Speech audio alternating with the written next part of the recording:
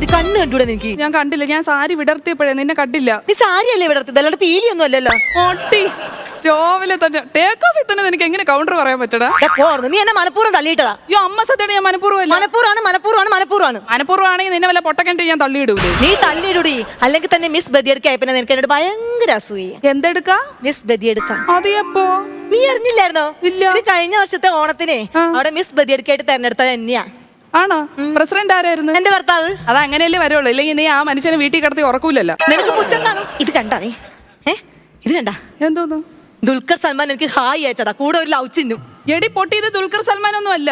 ആണ്. എടി അല്ല, ദുൽഖറിന്റെ പടം ഡീപ്പ് ഇട്ടിട്ട് നിന്നെ ആരും പറ്റിച്ചതാണ്. ഇപ്പോഴത്തെ കാലത്ത് ഇങ്ങനെയൊക്കെ ഉണ്ടടി.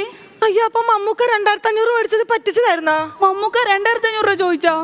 നീ കൊടുത്താ? ഞാൻ കൊടുത്ത്. കൺഗ്രാറ്റുലേഷൻസ്. Thank you. മെന്നെ ഞാൻ മമ്മൂക്കയുടെ പോസ്റ്റ് ഉണ്ടായിരുന്നു. എന്താടി? സൂര്യയുടെ കയ്യിൽ നിന്ന് 2500 രൂപ വാങ്ങി ഞാൻ അതുകൊണ്ട് അരി മേടിച്ചു, ഭക്ഷണം ഉണ്ടാക്കി കഴിച്ചു. ഇപ്പൊ ദാരിദ്ര്യം ഇല്ല, പട്ടിണി ഇല്ലാതെ ജീവിക്കുന്നത്. നീ എന്നെ ആക്കിയതല്ലേ?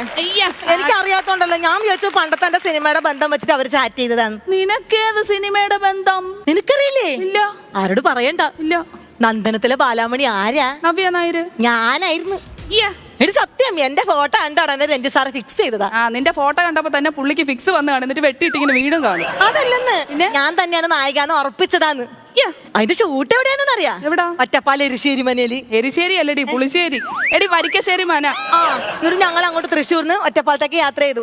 എന്താന്നറിയില്ല, വടക്കാഞ്ചേരി എത്തിയപ്പോ 4-5 പോലീസുകാരും എന്റെ അച്ഛനും അമ്മയും കൂടി വന്നിട്ട് എല്ലാം വിളിച്ചോണ്ട് പോയി. അത് നീ വീട്ടിൽ നിന്ന് വല്ല കട്ടോണ്ടാണോ പോയത്? അല്ലടി, പിന്നെ അവര് പറയാ ഞാൻ ആരുടെ കൂടെ ഒളിച്ചോടിയതാണ്. അപ്പൊ നീ ഒളിച്ചോടിയതാണോ? അല്ല, തൃശ്ശൂർ റെയിൽവേ സ്റ്റേഷനിൽ ഒരു ചെക്കൻ നിൽക്കണ്ടാന്ന്. ഞാൻ അവനെ കൂട്ടിന് വിളിച്ചതാണ് ഒറ്റപ്പാലത്തേക്ക്. എന്നിട്ട് പിന്നെ ഞാൻ അവനൊരു പാവമായതുകൊണ്ട് അവന്റെ കൂട്ടുകാരനെ കേട്ട് 2 പിള്ളേരായിട്ട് സുഖമായിട്ട് ജീവിക്കും.